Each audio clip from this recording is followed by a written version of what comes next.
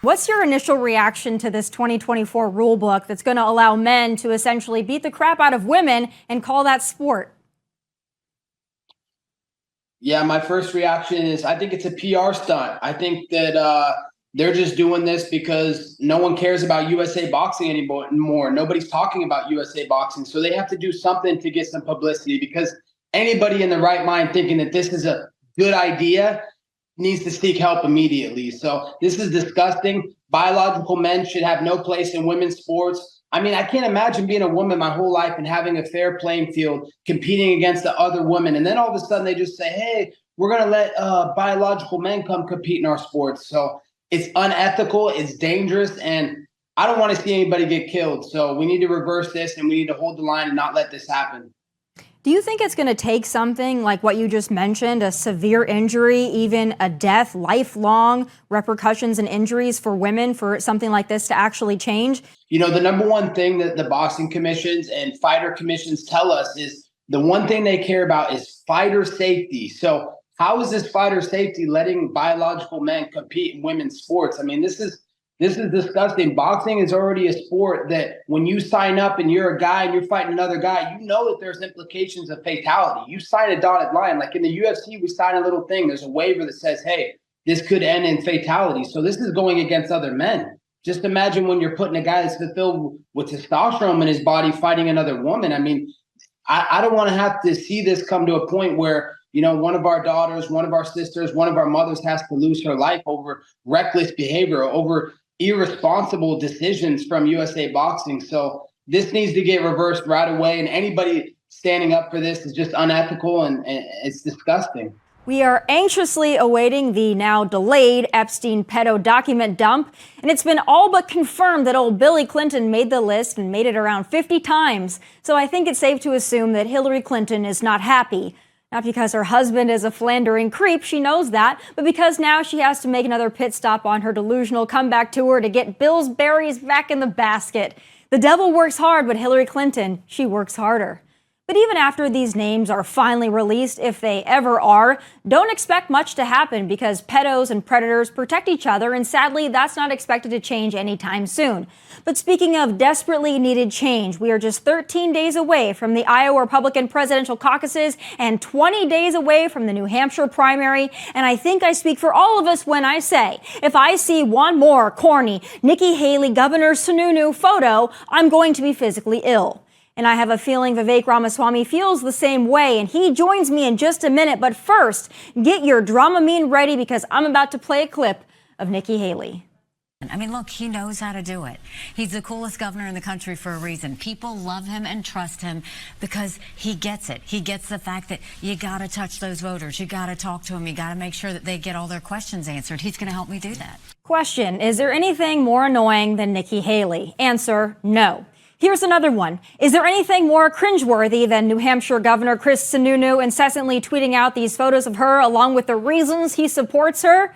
Answer, also no.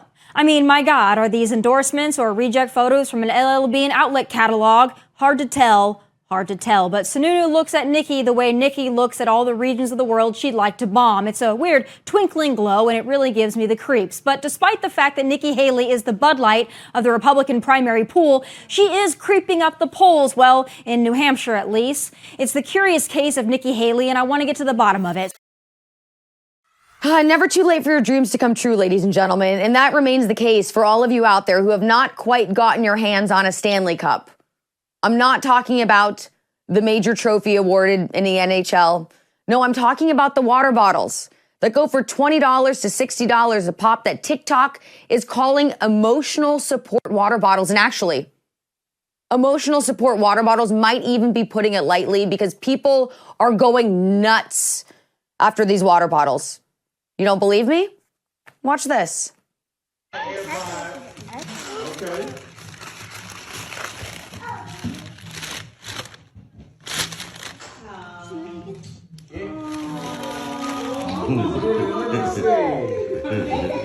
That's what you want. She wanted to stand I'm sorry. This is so adorable. But like, I remember when I was this girl's age, what has she got to be like 6, 7 years old? I would get like really pumped.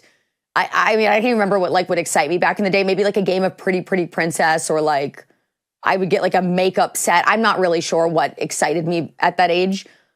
But the fact that this girl is getting emotional, literally emotional, she's crying over a water bottle, is very bizarre to me, but very cute. But listen, this girl on the younger age range, she's not the only one going nuts over these Stanley water bottles. I mean, let's show you some video of what's going on in stores. People are losing their minds, literally losing their minds over these water bottles. Watch this. This is in a Target. Look at them. They're trying to steal.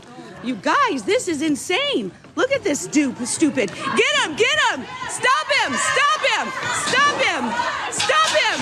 Yeah, stop him. I didn't touch him. I didn't touch him. Stop him. Stop her. Stop her. She tried to grab my bag, you guys. Look at this, is insane. Look at this. He is insane. Look at this. Yeah. Good. No, it's okay. We're gonna call law enforcement. They'll take care of it. Wow, you guys. Look at that. Was that not insane? Be aware. Be aware. Be aware. He just stole that cup and beat up security. Oh my God. I mean, I'm used to seeing people trying to steal electronics in stores, right? Like maybe AirPods, maybe an iPhone. I don't know, something that has like a high monetary value. I've never in my life imagined that someone would go to jail, that they would be, they would risk being arrested over a water bottle. But that is where we are, ladies and gentlemen. That is how insane people are about these Stanley Cups. And just to give you an example over like how wild the craze for these has gotten, listen to these numbers. So in 2019, the company's revenue was $74 million. And now as a result of a TikTok trend, which, I mean, you can see right here, there's shelves full of the Stanley water bottles within a couple of minutes after putting them out, being swarmed by women and children. There's next to none left on the shelves. So $74 million, this company was valued at back in 2019. This past year in 2023, over $750 million. 74 million to 4 years later, 750 million. Outrageous. And we say over 750 million because that's what they were expecting the gross profit and revenue to be at the later part of last year. But then with the Christmas rush, as you just saw, who knows how many more water bottles were stolen. And in fact, even Stanley has done a collaboration with Starbucks where they're just flying off the shelves. It's really, really crazy. But it's interesting how this all came about, this craze, because you're probably wondering, how did it go from being, a profit under 100 million to now, probably close to 800 million, who knows, maybe even broaching $1 billion. Well, here's what happened. This company's been around for 110 years about. And, at one point, they were really catering to a very specific audience.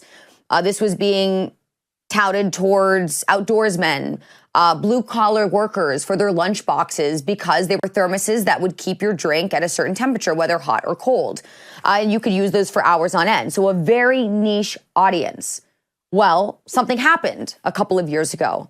There was a blog. It was a blog by a mother who put it on there and started talking about, wow, these thermoses are really amazing for mothers, for the things that they need to do throughout their day to keep their drinks hot or cold. And suddenly, something happened.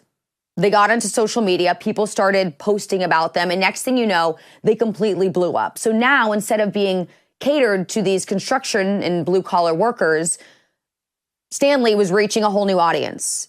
Mothers, women, children. And a lot of companies, when they realize that there's some type of a pivot happening in their audience, they'll ignore it. But in this case, Stanley did not ignore it. And in fact, they leaned into it.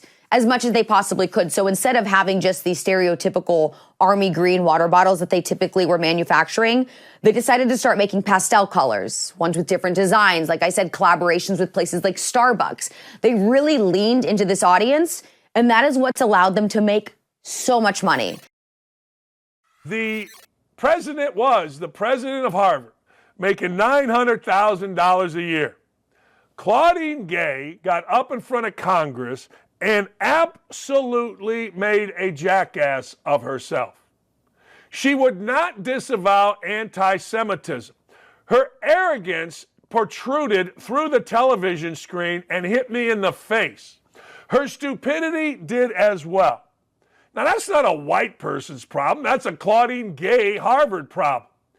The president of Penn did the same thing, the president of MIT, all very smug, very arrogant, and very chicken blank women.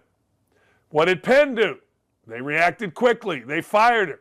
What did MIT do? Nothing yet. What did Harvard do? Well, all you got to do is look at Claudine Gay, and you would know what Harvard did. Last thing in the world they wanted to do was fire Claudine Gay, an African-American woman. But here's what they did. They started investigating. Things came out. She, ladies and gentlemen, decided, well, I'm going to resign. Sweetheart deal, still gets to teach there. Oh, man, what a crew they got there at Harvard. Between here and the former mayor of Chicago, Ucha Capesta, my eyes are burning. Anyway, all of this came out. All of it came out, the plagiarism. In fact, it's come out that Claudine Gay was not even qualified for the job. Now, that ain't a white person's problem. In fact, I would argue that white people gave in and hired her. But you know what we're seeing? White supremacy at its best. Why is it white supremacy that a white woman got fired at Penn for the same thing? Actually, there's three things here. There's being anti-Semitic or not disavowing anti-Semitism, not disavowing it in front of Congress. That's one. Two, by not disavowing it, you embarrass one of America's elite institutions. In fact, you could argue those three institutions, Penn, are among the top five. Penn, MIT, and Harvard are among the top five institutions in the country, if not the world. And each president embarrassed the institution. Now, here's the deal with that. When you are in this situation, as a president of a university, you have trustees, you have donors. She embarrassed those trustees. She embarrassed those donors with her actions at Harvard. She infuriated the sane student body, not the pro-Hamas student body, not the agitators of Jewish kids student body, the sane student body. The student body that got into Harvard because they're smart, not because they're woke or have some kind of affiliation. The sane student body. She's been the president for 6 months and 2 days. Now, 40 examples of plagiarism. There were doubts of her ability to respond and be a leader. You couldn't be a leader. Faculty at Harvard and other places are very smart. They're not dumb. As I return to the faculty and to the scholarship and teaching that are the lifeblood of what we do, I pledge to continue working alongside you to build a community we all deserve. She also blamed it on racism. Of course she did. It's Whitey's fault. Whitey doesn't love you. Academia doesn't love you. That's what I hear. They don't love us. They don't love us at all. Really? How about you don't plagiarize? How about you get the job legit? How about you stand up against anti-Semitism? You didn't. The white professor at where? UPenn, Ivy League, didn't. Now there's 6 new plagiarism charges. And yet, Harvard gave this lady a golden parachute. Harvard said, hey, here's the deal. We'll give you $900,000 and we'll let you teach. She should be away from the institution. If Harvard had real SAC, and they don't because, I'll explain in a minute, they would be getting her out on the last train. Goodbye. Adios. Hasta la vista. La noche. But here's what happened. Natasha S. Alford. What happened to Claudine Gay is a playbook they, meaning Whitey, will follow again and again. They will do whatever it takes to undermine, humiliate, and unseat black people in positions of power they don't want there. All right. Well, guess what? It's not just about removing this black woman Harvard president. They want to send a warning shot to any black person who dares come next, be afraid, and to think twice. Yeah? Really? So how do you explain, then, getting rid of the white professor over the same thing? Florida State, the 60-point beatdown. Chad, it felt like it happened the minute they knew they weren't in the college football playoff. And then, well, maybe it was a 40-point beatdown. But then you had injuries, you had opt-outs, you had everything that goes into bowl season now. And it does, it validates those that were saying that Florida State didn't deserve to be in.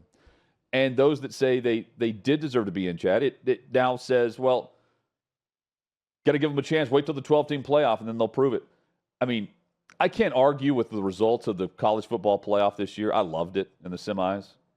But, man, watching that game and watching Georgia, and even Kirby Smart's acknowledging, something's got to change with the whole system and the setup and the makeup of bowl season right now. It's in a weird time of year for it and all of that. Let me say this about Florida State before getting into what I think is bad progress of college football right now. They had an opportunity. They got slided, sucked. I was on their side. I was all for Florida State on that. I think they got screwed in the whole deal. They went undefeated. They won a Power 5 conference. They beat LSU away from home. They won at Florida. They did everything in front of them. And they got penalized because their starting quarterback was injured. Okay, that's key there, right? Injured, not opting out, injured. So they get screwed. They had two options. It was one, man up, bow up, show up, and play one hell of a game against a Georgia team that's also pissed off that they fell from 1-6 after losing to Alabama, and put on a great show and show what that team means and what that program means. That was the first option. They took option B or option 2, and I'm not sure if I said A or 1 the first time. The option they took was, let's quit.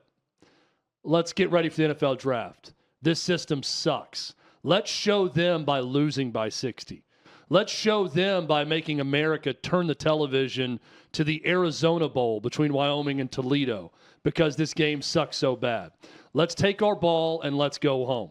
They chose the latter. I think that was a mistake. I've got Florida State fans telling me on X right now that, oh, it was a great move. It really showed America just the farce that all this was. No, it's not. That is not a message we should be sending to anyone. And that is not what they should have done. They should have showed up. They should have played the game. And they should have fought like hell to make it a game against Georgia. I don't know if they would have done that, but I would have respected the program and everyone a lot more had they done that. Now let's get to bowl season at large and a problem that we have that Kirby Smart alluded to, opt-outs and the opt-out generation. It's not just an opt-out generation, it's an opt-out mindset. A lot of progress is good. Not all progress is good. Progress for the sake of progress at times is bad. There are times where the old way is the better way. One of those examples is the old way of college football players playing in bowl games and showing up and playing, not because it's an exhibition game or nobody cares unless you're playing for the national title. You showed up and played because it was one of 12 or 13 opportunities to play with your brothers that you played with all year. And you work hard for 365 days to play in 12 or 13 games. And you do it because there's not a question about whether or not you're going to do it. You do it because there's a game scheduled and my teammates are going to show up and play. So I better damn well show up and play also. That is a mindset that has disappeared. And I don't love that. Do I understand when first-round draft picks, surefire, top 10, top 15 first-round guys decide to not risk injury in that game and instead get ready for the draft? Yes, I understand it from a business perspective. But we can't make everything a business decision. There are times where the old way of loyalty and unselfishness should be rewarded and, in fact, applauded. We don't applaud that as much anymore in America. I hate that. I love it when guys show up and are unselfish and play for their teammates and decide they're going to play.